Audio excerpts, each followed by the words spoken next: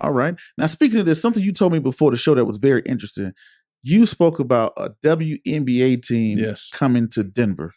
Tell us more about that, a WNBA team coming to Denver. Yeah, I believe the city needs it. I believe the city needs the WNBA. It's amazing what the WNBA has done. 40% increase in viewership, increase in team values. And as a father of a daughter, I have 3 kids and one daughter. And as a father of a daughter, I'd love to bring her into the front office of, the Denver WNBA team and show her all the opportunities that women have in sports and to create those opportunities and to create those examples for our community here.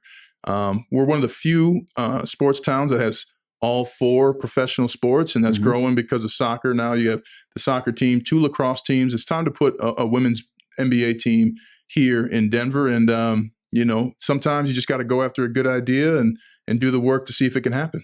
Okay.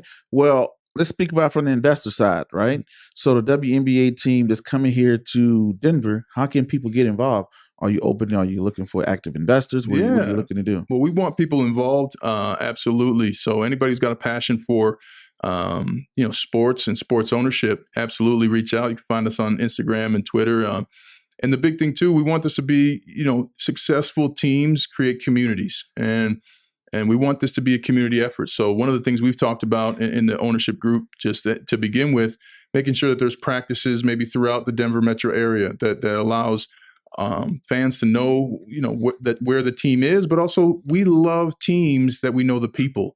And, many of the women in the WNBA are amazing in their stories of accomplishment, survival, intensity. And we want to make sure that the community supports the team as well. So there'll be plenty of opportunities for ownership or, season tickets and things like that. And being a former player, I also know there's a lot more room for experiences you can give to ticket holders, to youth. And that's going to be a big part of what we do too, because, fans spend their hard-earned money, and the access in some of the leagues is so restrictive, and it doesn't have to be that way. So we're looking at bringing this WNBA team here to Denver, and hopefully that happens. And the good thing is when you invest and you're financially secure, you can take risks without losing anything. So that's what we're doing.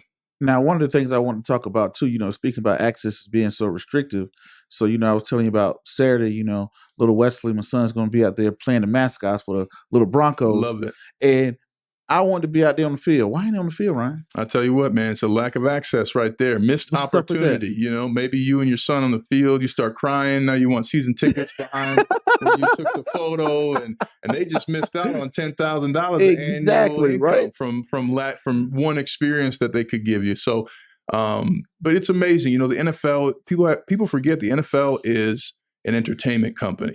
And there's a certain mystique to having a velvet rope, and there's a lot of money on that field. Somebody trips someone, or you make a divot because you want to mark the spot where you and Little Prince hung out.